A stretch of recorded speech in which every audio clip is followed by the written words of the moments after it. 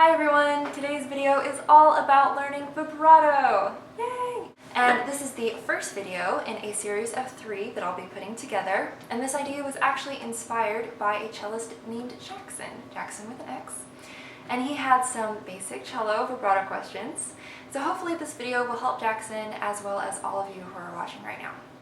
Now teachers teach vibrato differently. No one teaches it the same.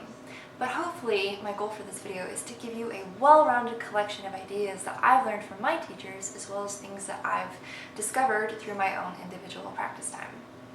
And I think that learning vibrato is taught in 3 steps. The first one is to just understand the basic movement and motion of what you're doing.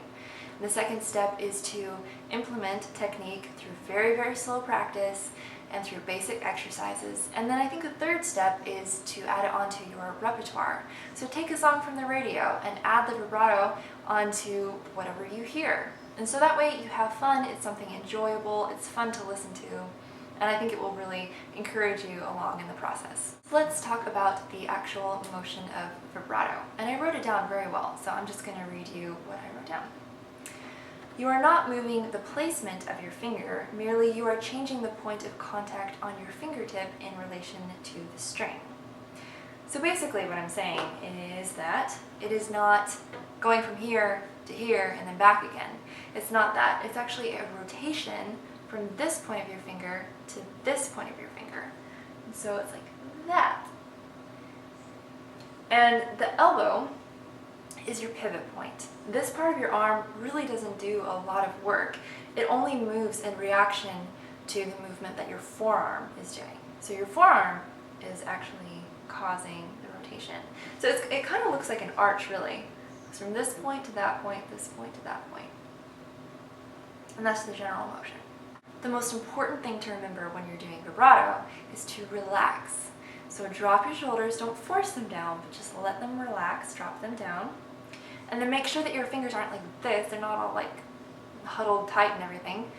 But we also don't want to see this. We don't want to see this thing because so many students do this. And it causes just as much tension in your hand as this. So what we want is an even spacing between the fingers, keep a nice clean position.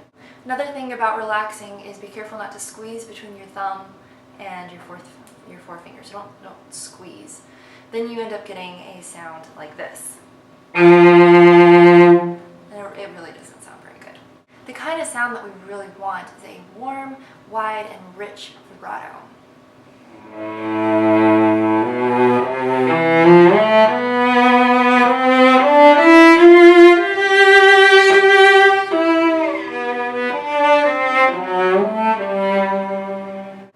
The most important thing that I could share with you on this video is to think of your fingers like a spring. Not like a water spring, but like a little bouncy spring. And so for every single action, you have a reaction. So for every movement, there's rest. So whenever I push my finger forward like this, I am pressing. Not too hard, but I am pressing. And then whenever I bring my finger back, I'm releasing the pressure. So if you do it slowly, it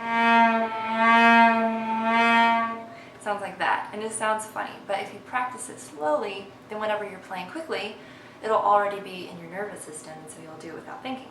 Those are some basic concepts. Now, I do have some very good exercises to share with you, however, they are not on this video, but I can tell you where to go to find them. If you go into the video description, I have a link there, and it is curious.com. I have several videos on curious.com already, and I will be posting this video. It may take a week or so to be posted on curious.com, but give it some time, it'll show up. So you'll find this video plus a little bit of bonus material, including exercises that will really help you.